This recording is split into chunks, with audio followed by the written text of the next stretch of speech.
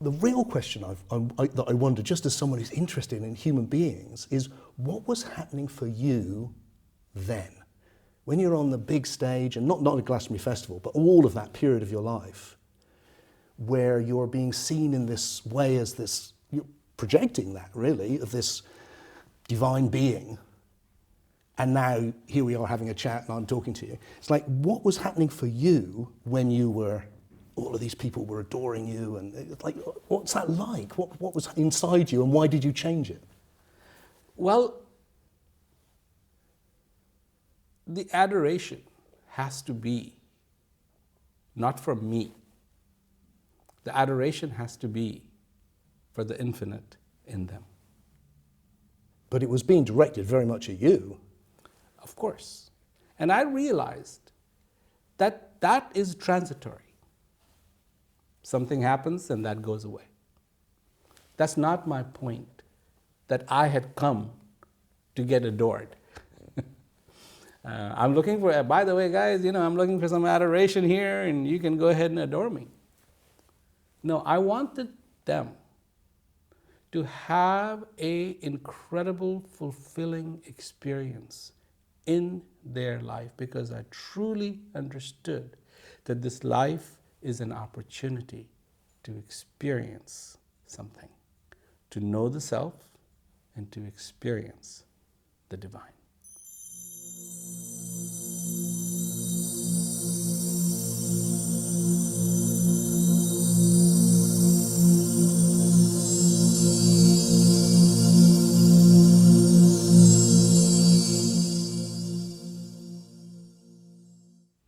So, thanks, Prem, for taking part in this conversation. The thing that makes me do this is every morning I wake up, this is happening. And ever since I can remember, it's felt profoundly mysterious that this is happening. And I started wanting to have conversations with people who I suspected also had that sense that, what is this? So I started this What is Life, speaking to people I found interesting, to compare notes, to go, we were both in our 60s, and so we've been around the block a few decades. Here it is. What is it? What should we do with it? What's your response to that as a start-off for the conversation? Certainly. Well, first of all, thank you for talking to me about this subject. This is a subject very near and dear to me. And over the period of the years that I've been talking about this, many people have asked this question in many different ways. And for me, it's very straightforward. What is life? It's an opportunity. Just like a flower blooming, it's an opportunity. Like the sun rises, it's an opportunity. So what is it an opportunity for? And this is where everything breaks down. Because some people think it's an opportunity to make money. Some people think it's an opportunity to have a family. Some people think it is opportunity to do something and build the biggest bridge, or build the whatever it is that they want to do. All that's okay. That can be done. But the biggest opportunity here is twofold. One, to know yourself, who you are. And two, to experience that power that permeates everything. Not know the power, experience the power. Are they different things, the knowing yourself and knowing the power? Absolutely, absolutely. Because that power cannot be, you cannot get to know it. Okay. Because you cannot, this won't work. Okay. Mm-hmm. And for knowing you need this. Mm-hmm. So you can experience it. And what we do is we try to experience things we don't need to experience. What sort of In life, all these things we get after. We think that knowing yourself is trying to experience yourself. And we get it crossed, but we shouldn't. That which should be experienced should be experienced. And that which should be known, because this is involved in knowing. Oh, I get what you're saying. So you know yourself as you understand yourself, Exactly. but you directly experience that which is greater than yourself. Exactly. I really relate to that. I think that's been. There was a moment in my life when I was very young, and I was reminded. I'd like to ask you about it in more detail. Something in your book, because I was 12, and I remember sitting on this hill. I lived in a little rural town in Somerset, in West Country, and sitting there with my dog, and thinking like this mystery and the suffering and death and beauty and what the hell, and feeling like all the grown-ups were like in some sort of coma. It's like, why was no one talking about this? No one at school talked about it, my parents didn't, no one was talking about it. And yet it seemed so obvious.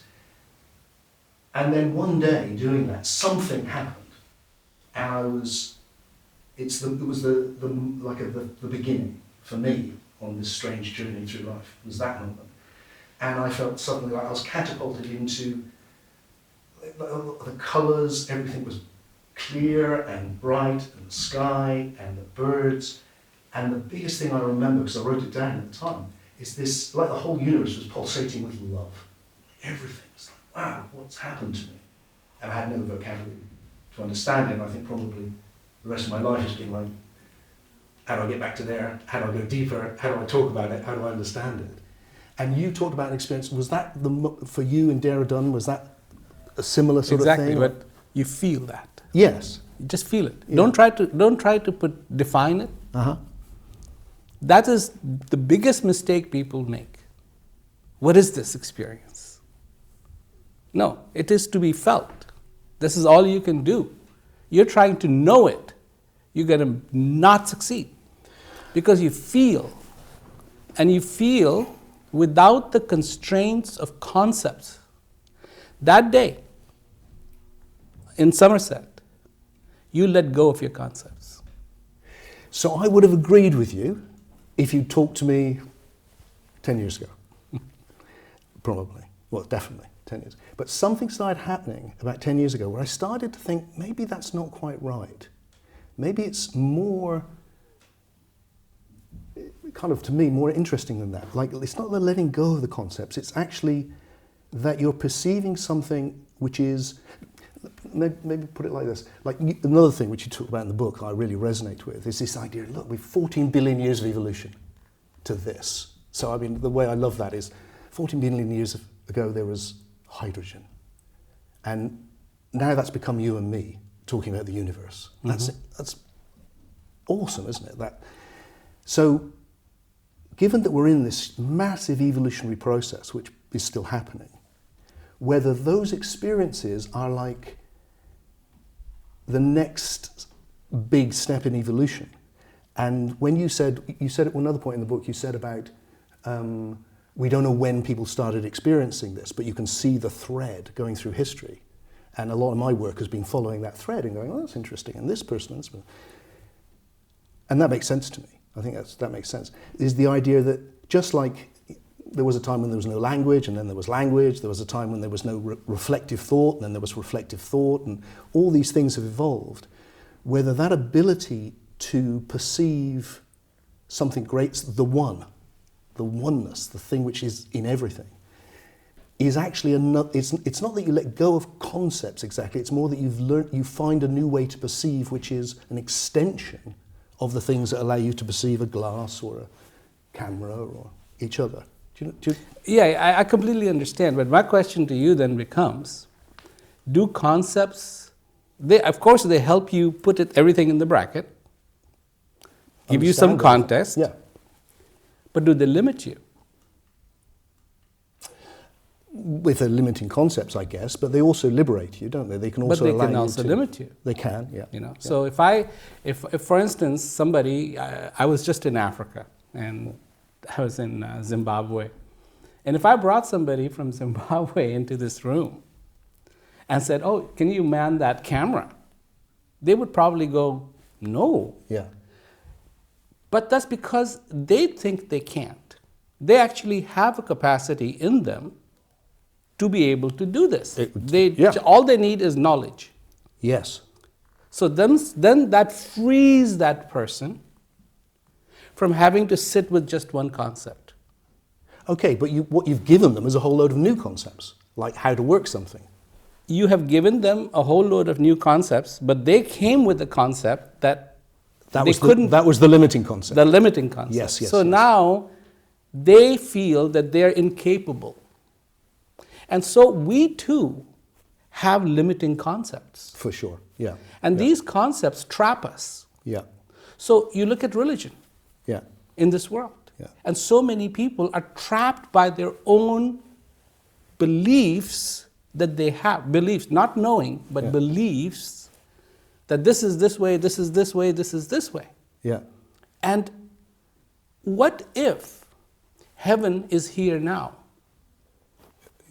Yeah. But a lot of people will say, no. It's after death you'll get there. Yeah. Right? So I was talking about, in Indian culture or in the Hindu religion, get salvation. Salvation is to not have to come to this come back to this horrible place Yeah. again. And so somebody wrote to me, said, by the way, I rather find it very nice here. Yeah. That it's actually very pleasant. The sky is blue, the sun shines, the trees are green. It's just beautiful.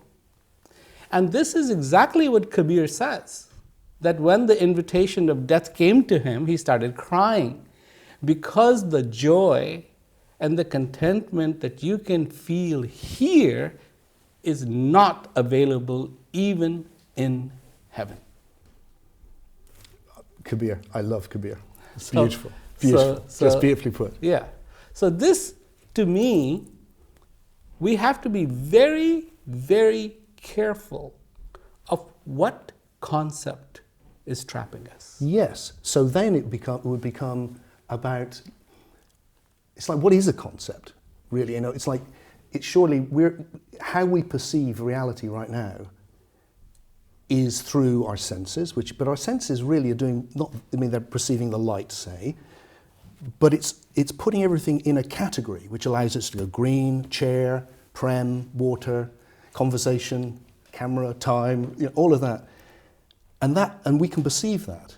One of the things I've often thought about is, if you took someone from the Amazon and you showed them a watch, they wouldn't see a watch. They would see a bracelet, perhaps, leather, perhaps, for the strap, circle for the watch face, but they wouldn't see a watch because they wouldn't have the idea of watch, and they would need that to see a watch. So that if the more we've understood about the nature of reality and we've developed that sophistication, we can then perceive more. So we're conscious of more. Exactly. And it feels like in that moment where you suddenly, whether it's out in the world or whether you're going quietly within, and you perceive so much more, it's like you're able to perceive in a way that you maybe couldn't before, or which is not very common, but which is emerging. I think there's more people now than there were, for instance. Yes, all that's true.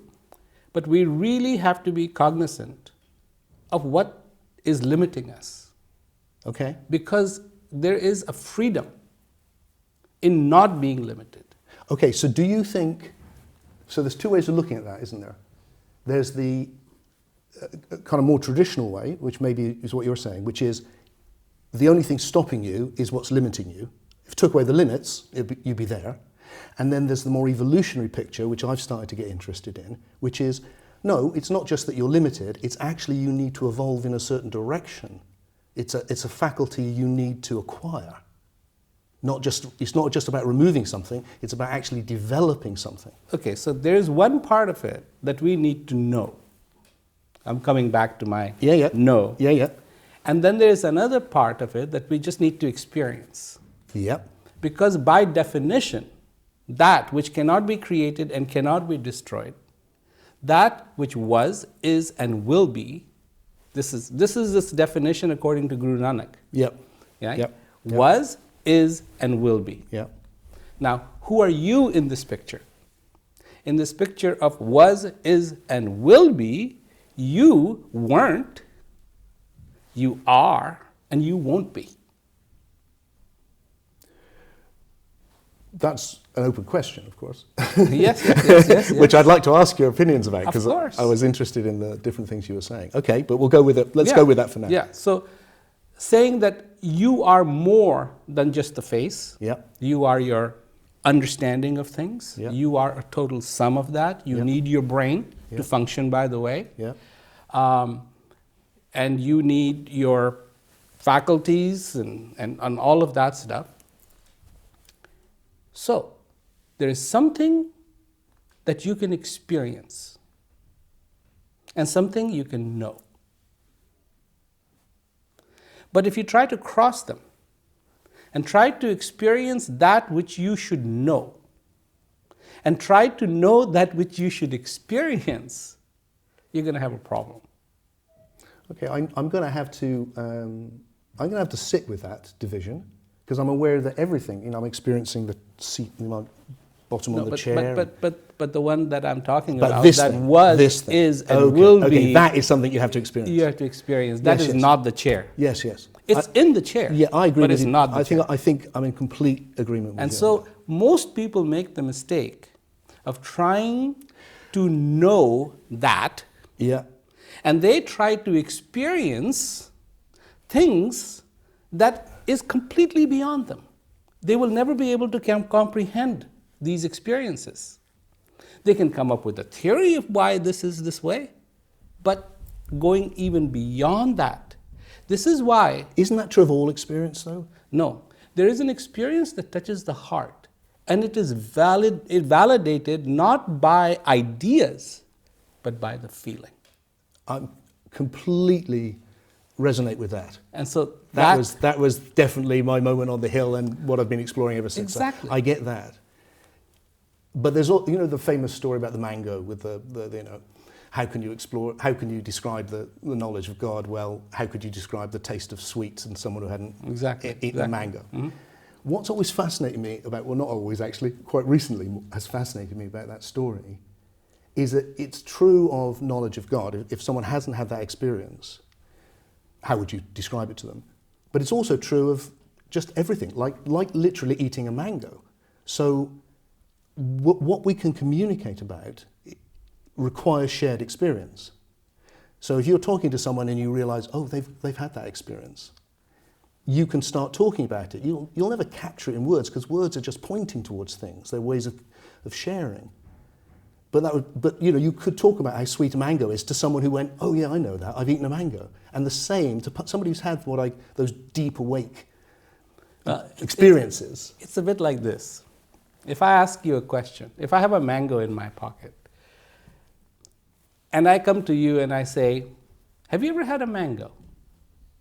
And you say, yes, I have. I need not say anything. I can just give you the mango. Yes. And Rahim says exactly that. Yeah. He says those people who haven't had the experience, and he says, when you talk about the experience of the infinite, it is like this, that those who haven't had it would love to talk about it, and those who have it say nothing. It's the Tao Te Ching, the first lines of the Tao Te Ching is the same, isn't it? He's about to say a book, and he says, those who speak do not know, those who know don't speak. Exactly. And so I love that about what you're doing. I love that emphasis on experience. I think for me, I want to understand the knowing, but I completely get that the center of it is that direct, that's why I call it the mystery experience, or the deep awake. It's like it's so more. And here's the catch. Knowing yourself is much easier than experiencing that which was, is, and will be. So what do you mean by know yourself? Know yourself. What does that mean for you? All your potential that you have. Okay. That the infinite is in you. The addresses. So when you're creating Socrates and things like that, you're talking about knowing your individual nature? Knowing you, who you are as you live, the breath that comes into you. Yeah, Yeah. that keeps you alive, Yeah. the infinite that is in you, Yeah. because this ultimately is what you are. You are the joining of two incredibly opposite forces.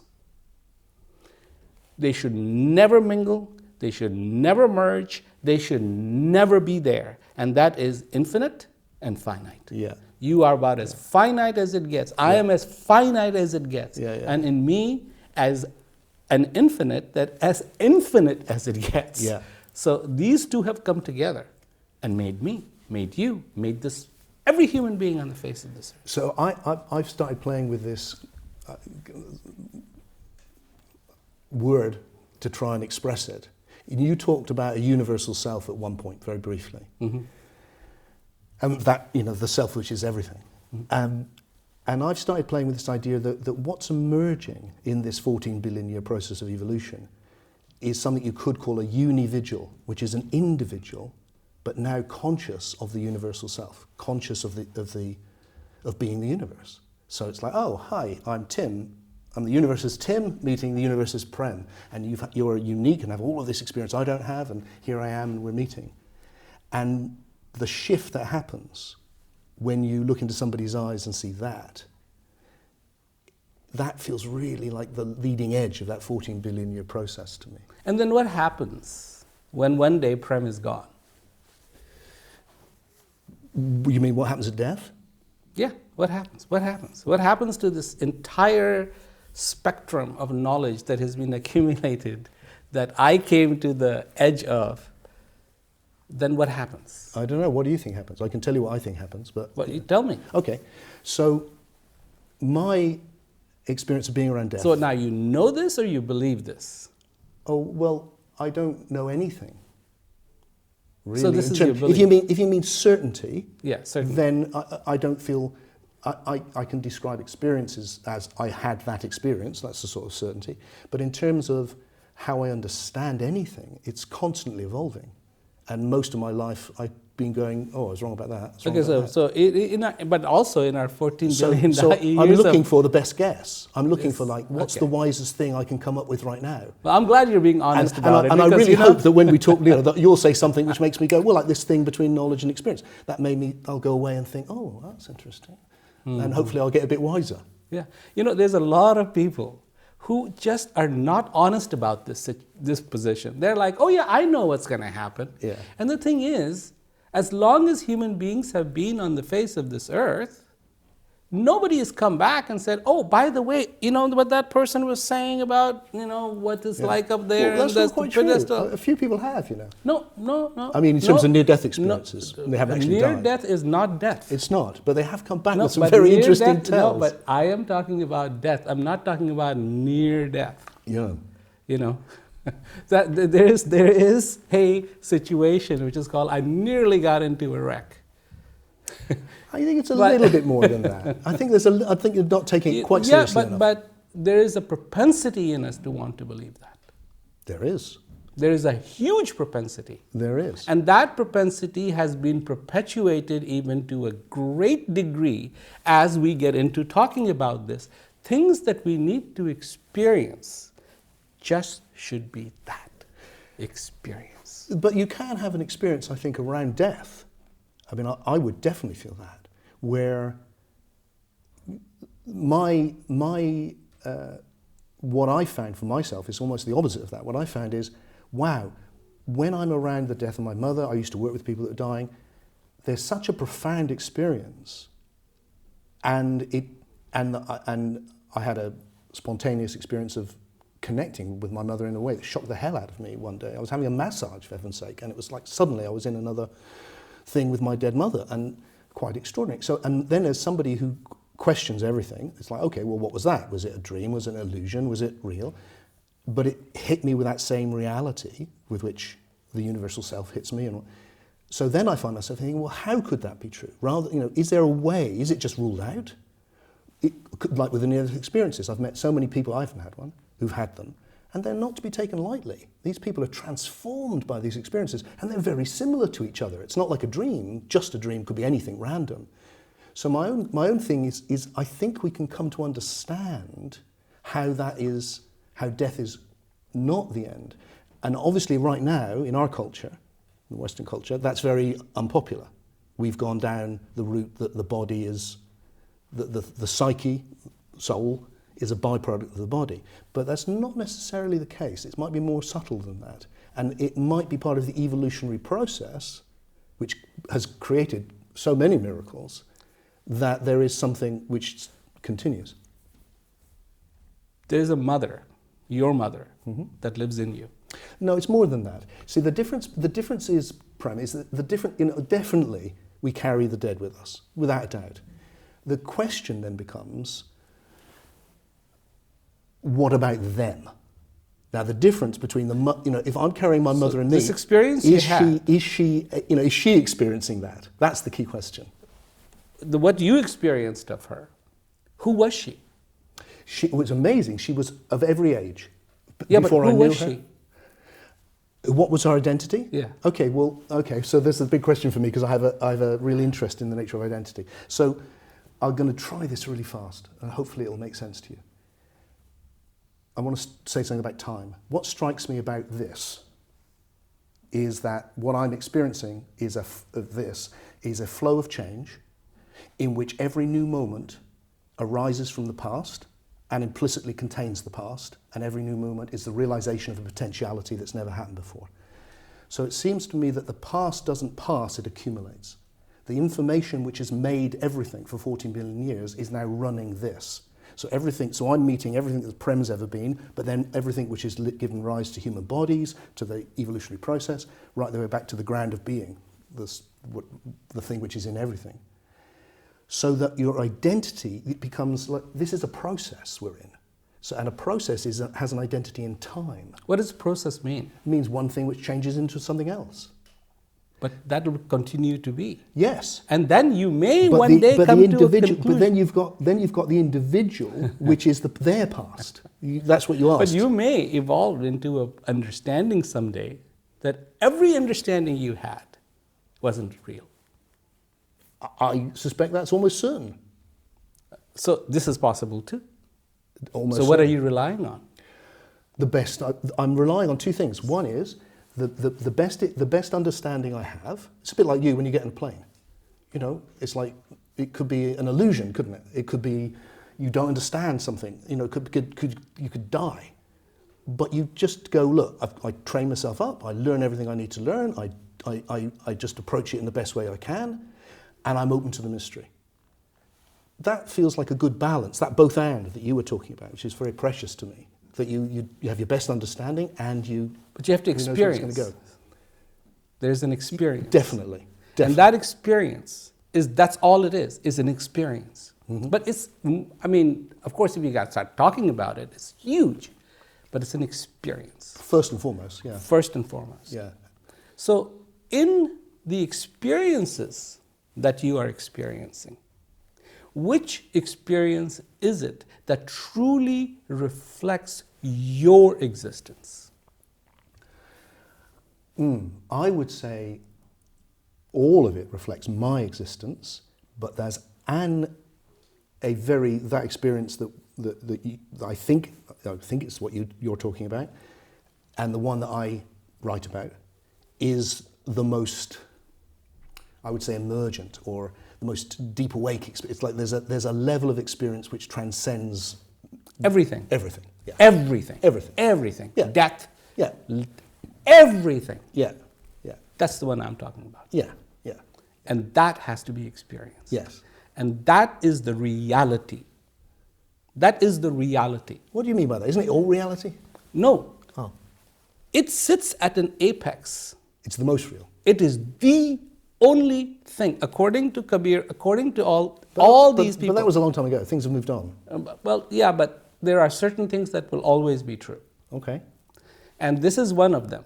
Okay. That it cannot be created and it cannot be destroyed. It cannot be destroyed. It's always there.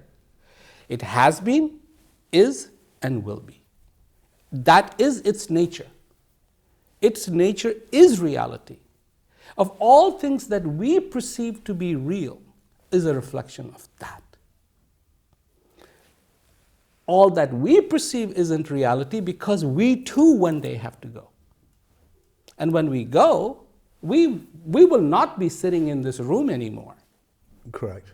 And we won't be looking out that window and going, gee, when we were there last, that was sunny and now it's raining. Why does that make this not real? This is not real in the long term.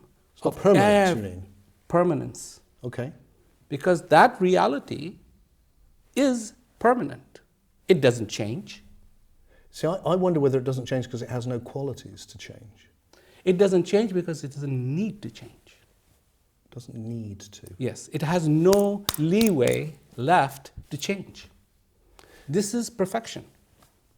You called it at one point something which was so evolved it didn't need to evolve anymore. Exactly. I wonder whether we need to understand the experience of that in an evolutionary way as well. And it literally is the most evolved thing. We need to evolve. We should evolve. Our brains are triggered to evolve. Yeah. But there is something that doesn't need to evolve. Doesn't need to. Has no need. We need to evolve. We need, if this water bottle is sitting here and it is not accessible to me, say if it's sitting behind this plant, Yeah. and is not accessible to me, Yeah. I will change its position for my benefit, very simply. And what I have just done is I have evolved. I have just taken it from here, which was not accessible, and made it accessible to me. Okay, so if we're evolving, so if there's this, I'm going to present what I think you're saying, and please correct me, please, I'm sure you will, is that if there's this thing, and I'm very sympathetic to everything you're saying, actually, just want to clarify it, I think I see it slightly differently, is that there's this, the thing which is what it is, which is everything. But it's gone through this 14 billion year process, it looks like, in our universe, to arrive at the experience of it through us. That we've arisen so we can experience it, and therefore it can experience itself, presumably. Because we are, and that's taken 14 billion years.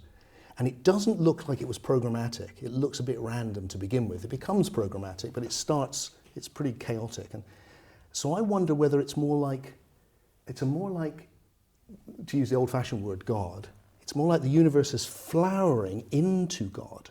Rather than it being there and having no needs and all being fully formed, it's like there is something which could be anything.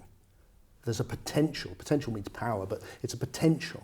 It's a thing that could be anything, which is in the process of becoming this. And then it's arisen as us who are conscious of being, and then through us, we can be conscious of it. And then suddenly you've got this beautiful circle where it is now conscious of itself through us as individuals. So the one knows the one through being two. But what would be the need? Don't know. Perhaps there's no need. Perhaps it's simply that the way that reality appears to be is what it is, which is it's the realization of ever new potentials. That's what it is. So something is being driven without a need. I don't think it's being driven by anything. I think it may be just what it is. It is the realization of potential.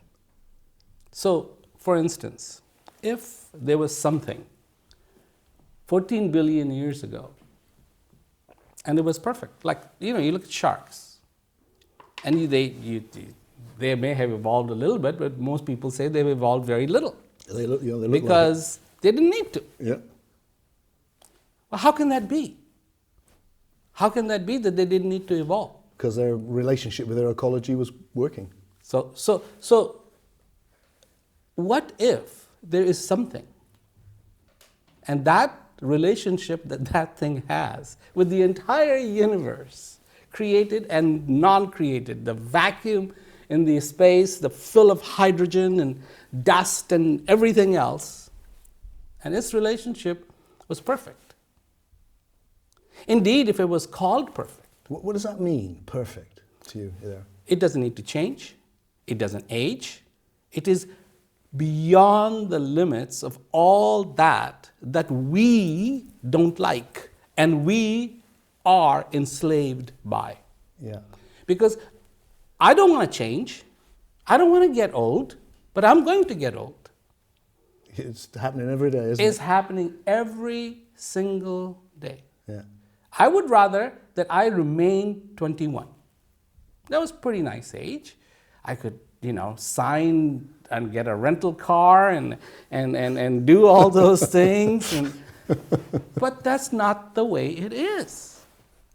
I have been aging. I have serious limitations placed upon me. As free as I want to become of those things, I still have to respect them whether I like them or not, regardless of what I can tell myself. I mean, there's all these people there, they go, oh, you're only 91-year-old young. Well, that's a great thing to say, and it's a lovely attitude. I know, and I just have a great time when somebody says that. But the fact of the matter is, the person sits down on the chair and they want to stay seated, and if they get up, they can't sit down, and they need one of those chairs that assists them to get in, get out. This was not the case at one point in time. So, at one point in time, that person probably just, was all over the place and running around here and doing this and doing that, and something has changed. And now... So what's the relationship for you then between this thing which is already perfect and this process of evolution? The relationship is this, that this body that I have is a product of the evolution. Yes. That which is... But why the evolution in your... Because nature wants to perfect itself. But I mean, right back to the Big Bang, why the evolution of the whole universe over 14 long, strange billion years, dinosaurs, all that craziness?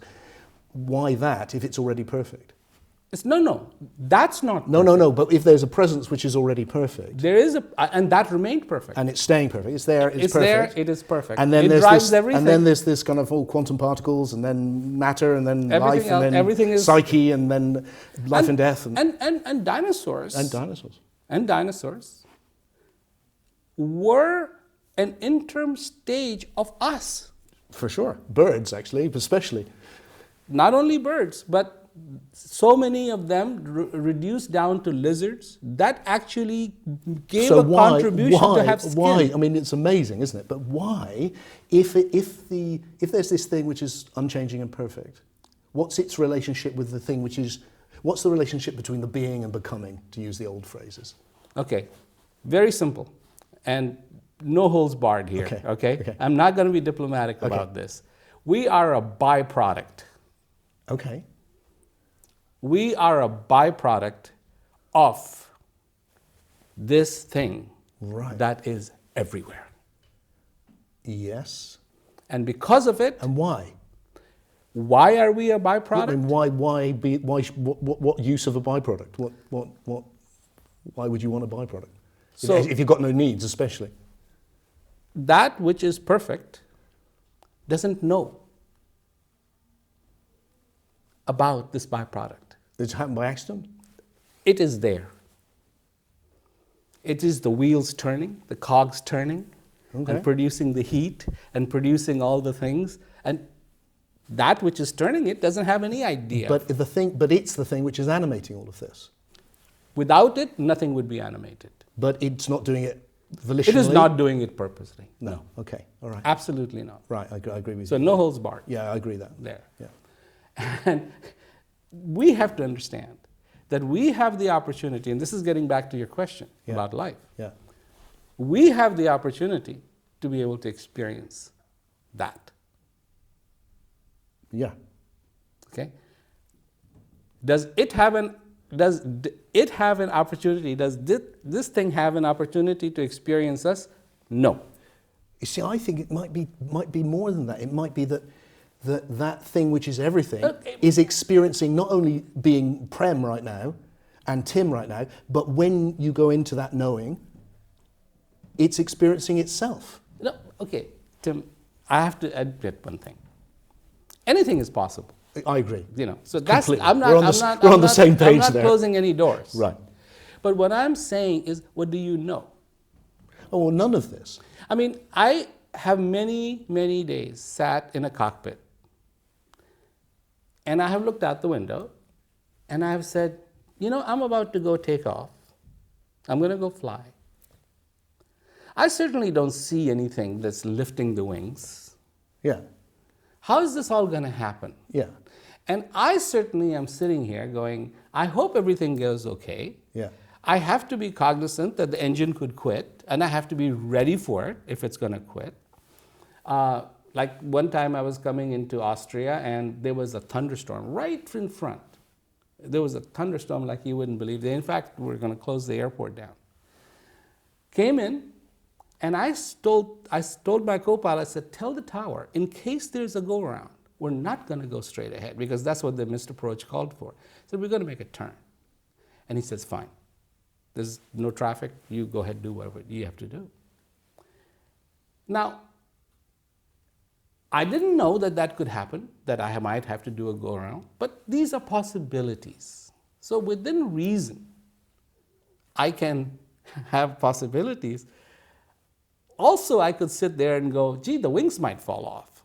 But I have to say, no, I don't need to go there. Yeah, exactly. So you're looking for the most plausible, deepest, and especially now. Exactly, plausible. So one of the things which the reason I'd like to move us on actually, but I'll just say this and just get your responses. One of the things which really interests me on the side of the knowing, not the experiencing, is that okay, there's the experiencing. Oh wow, and then there's all of this, and then there's all the body of science which allows you to fly around the world and understand 14 billion years of evolution a bit. What's the understanding which can knit all of that together and go, all of that is part of one reality? That experience of something which is transcendent and more and all of that. And it looks to me like the evolutionary story is the key. The key is your heart. That's the experience though, right? Both. Okay. Both. Because a heart can give you understanding. If what you mean by heart is what I mean by that most emergent part of you, not the thing in your chest, then I think we're saying the same thing. So you're sitting on that hill in Somerset. It's a gorgeous day. You look out and you say to yourself, wow, this is incredible. And the heart says, I agree. Definitely. Definitely. Now get into the realm of the mind and it says, why? No, I don't see it like that, you see. But I don't experience it like that. No, but most people do. For me, it's like in this world it's like an addition. It's not a subtraction. Yeah, but it's like, wow, most people, what's this? And why is it here? And once they get into it,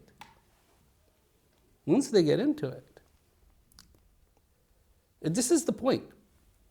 There is something to be experienced. There's something to be experienced. Definitely. Right? And we should get into that because I want to hear you talk about that. Yeah, and that is the crux of it. Yes. Because this is what I offer people. Yes. The experience. Yes. Most people don't come to me and say, can you help me experience it too?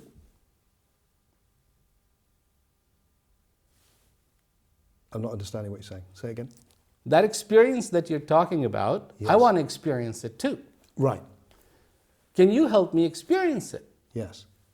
But instead they go, why did this happen? And how does this happen? So they get in, and this is where those knowing and experience gets traded. So the priorities are wrong. Exactly. Yeah. So now the question isn't, is mango sweet and so on, and why don't you just taste it and, it's like, why is it sweet? Yeah. Now, why is it sweet? So I think you're right, it's the wrong order. It's the wrong order. I completely agree with you. Yeah. I mean, absolutely. It's got to start with, don't ask why it's sweet until you've tasted it and then go, wow, that's amazing. What's making that happen? But there's a both and there, which you can, there's room for both.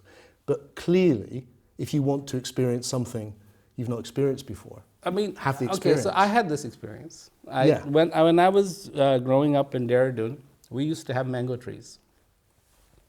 And these mangoes were just so sweet, so incredible, that I would eat them. And I would eat them till I was ready to pop. And I would become stupid almost. And I had to sit down because it's just like, oh my God. So people knew that I liked mangoes. And so wherever I go, somebody, if these mangoes are in season, they'll bring one for me. And I was very thankful that they did, but I would always say, no, that wasn't as good as the one in Derrida. Then, one day, I found myself in Cuba. And in my hotel room, there was a mango. Just one. I was curious, so I picked it up, took a whiff, smelled good, and I proceeded to taste it. And it blew me away. Because it was more sweeter, it was better tasting than any mango up till that point that I had tasted. So has for you, my journey has been, it's felt like it's constantly evolving in terms of knowledge, but primarily in terms of experience. What about you? So you started very, very young, much younger than me. Most people think I started young, but you started really young. Has it evolved? Is it just the same now as it was then? I have evolved. I'm not saying the thing you're experiencing has changed, because you said clearly it's changeless, but your experience of the thing. Oh yes, absolutely. In what way? Absolutely. In what way? I'm fascinated to hear about your personal experience of it.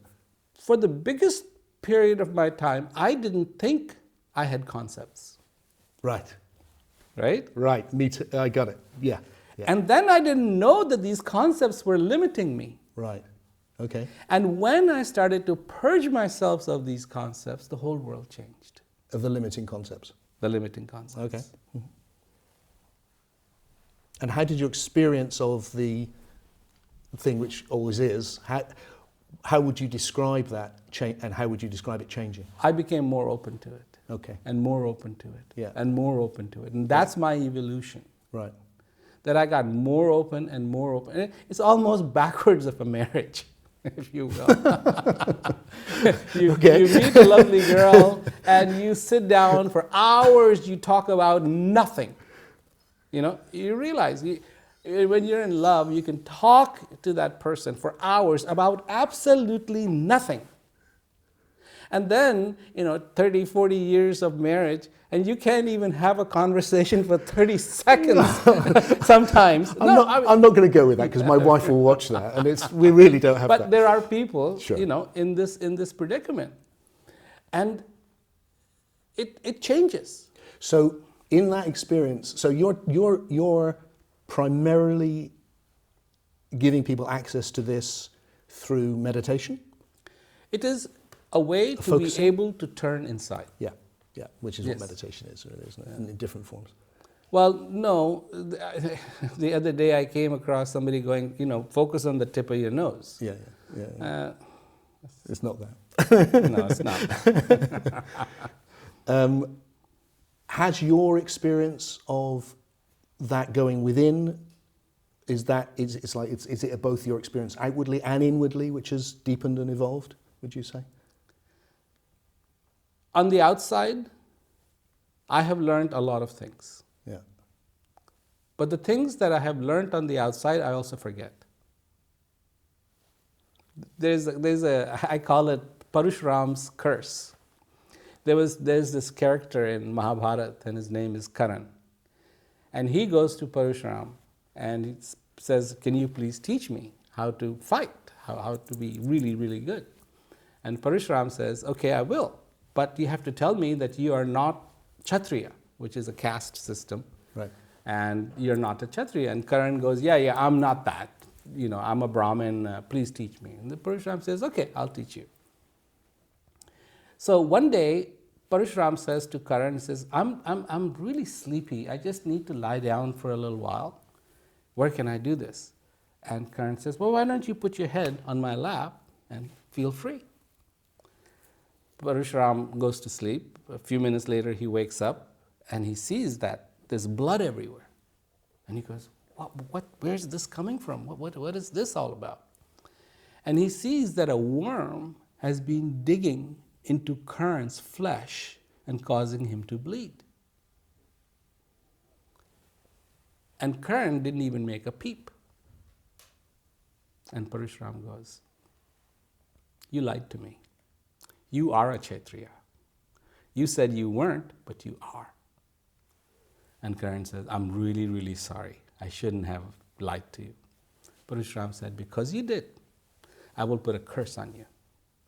That which you will need to know the most, when you do, you will forget it.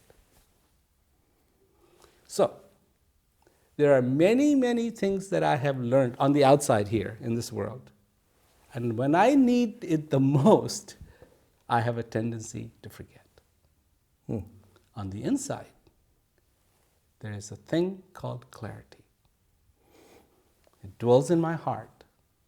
And that clarity makes sure that I see me, my relationship to the infinite, in the most beautiful and exquisite way that it is.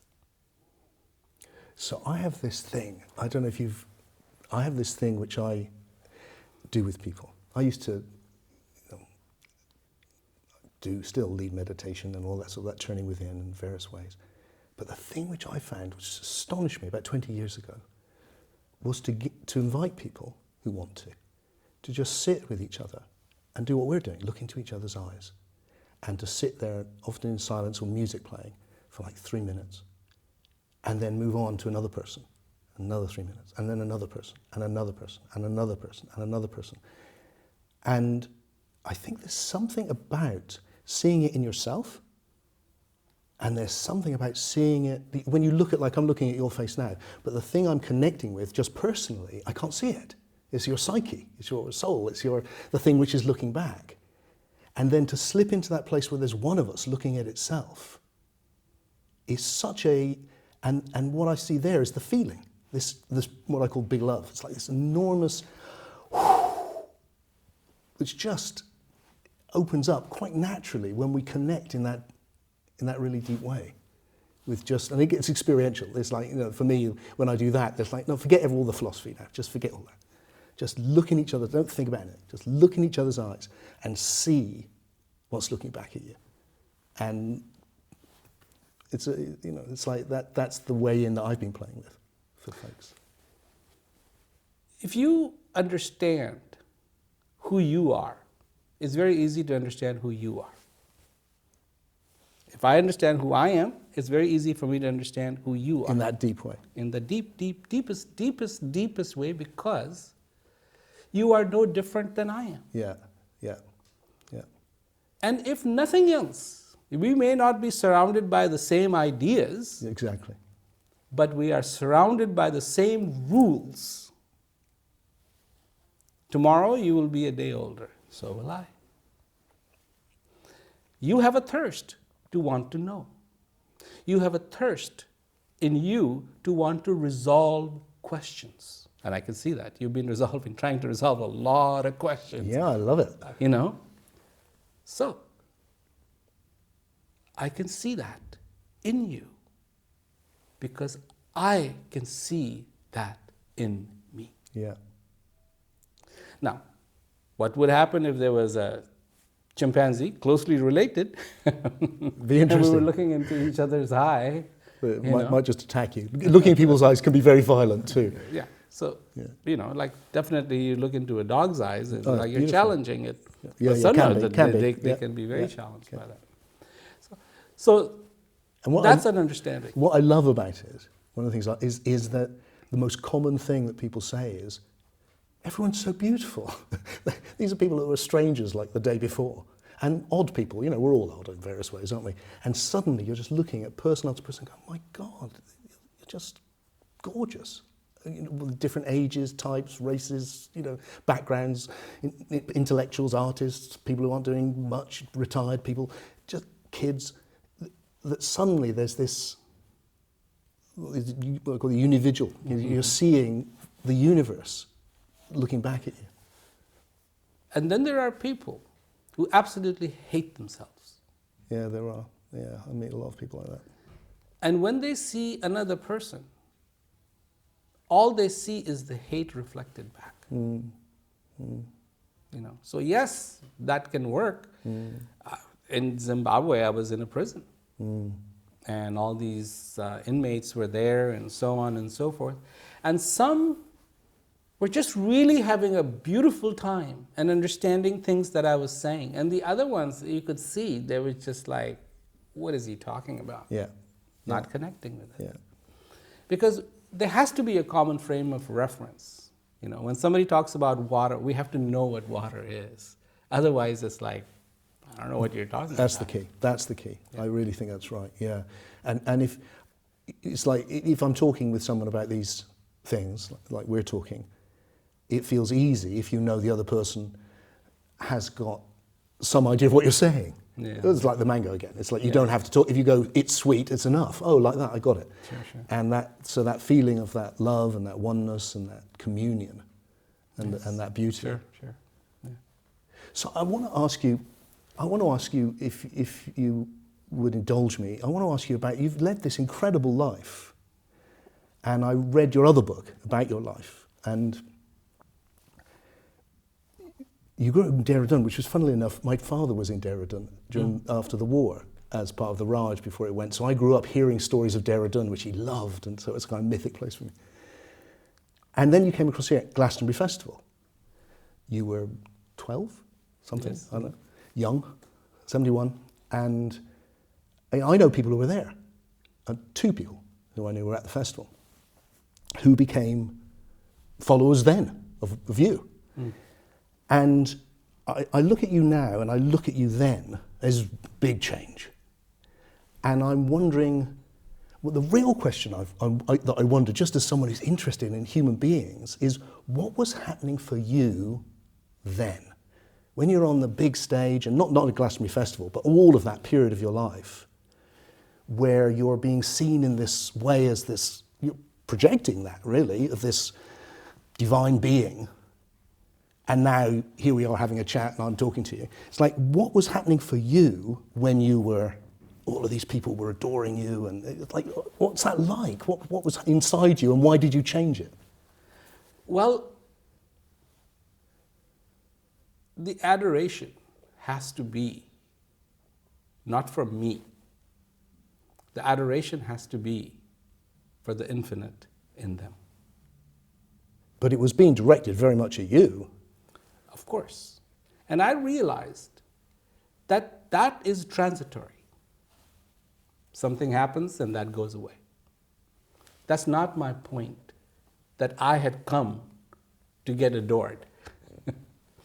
I'm looking for, by the way, guys, you know, I'm looking for some adoration here and you can go ahead and adore me.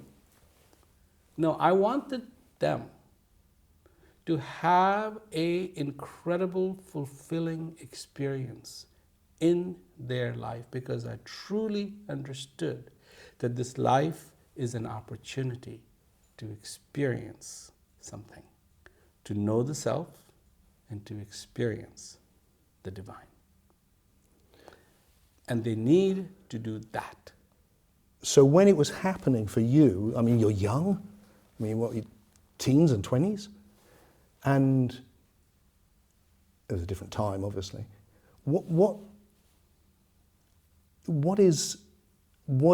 How did you see yourself? Did you see yourself in the way that you projected yourself? Or is it something which you woke up from in yourself and just went, what am I saying? This is not the way to go with this. Or was it something? No, the saying never changed.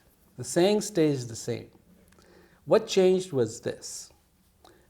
I had just come from India.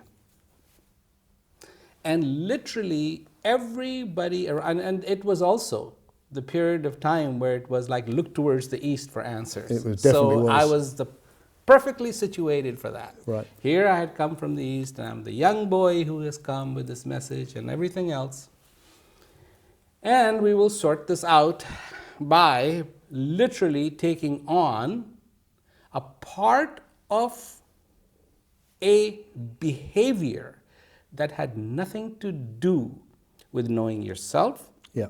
nor it had anything to do with experiencing the divine. Yeah. It was literally Indian religion. Yeah.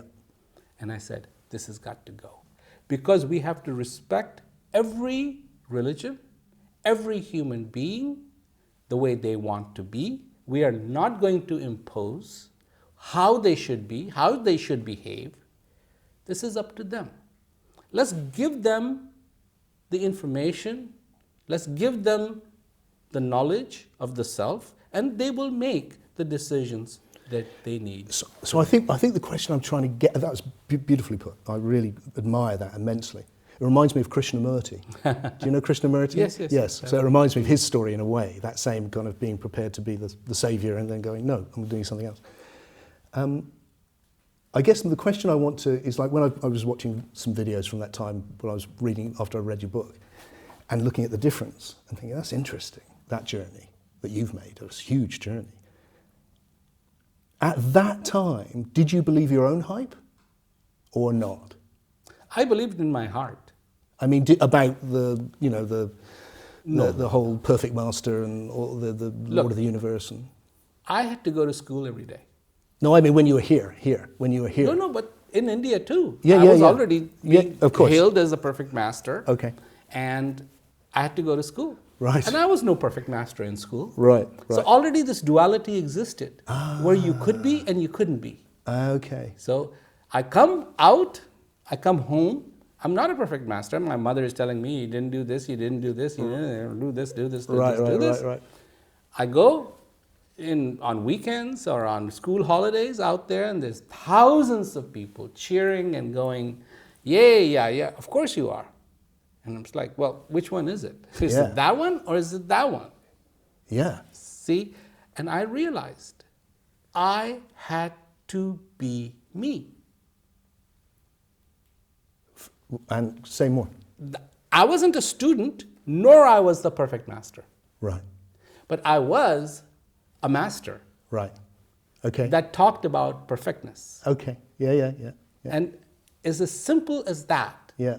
And I said, I need to take this message of peace to everyone. Yeah. No holds barred. What are the limitations? What makes you do that? I mean, it's admirable. I mean, you seem to work incredibly hard. You've affected a huge number of people's lives. What is it that makes you do that? It comes from the heart. Yeah, it's the experience itself. And the strength to do it comes from the heart. Yeah, I understand. Not the logic. The logic, you start looking at it and go, oh, look at that terrible article. Oh, look at that. Yeah. I mean, do you realize how many people were lying openly on those newspapers saying, oh, he does this, he does this. Yeah. None of it was true. Yeah, that must be horrible. I knew that. That must be horrible. But where does the courage come?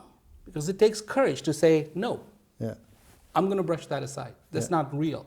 yeah, We need to do so much of that today because there's so much misinformation. yeah, And we all, as human beings, not be in this dire threat of wars being created by world, quote unquote, leaders. We need to have the courage to bring out peace. We need the courage to bring out the best in every human being. That's what has to happen. Otherwise, none of this stuff makes sense.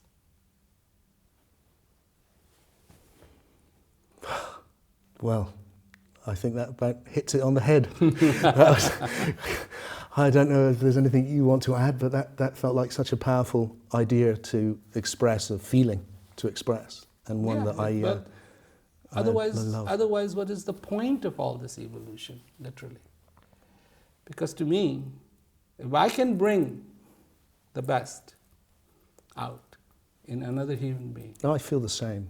I just feel the same. then I've done something wrong. And there is something about that experience.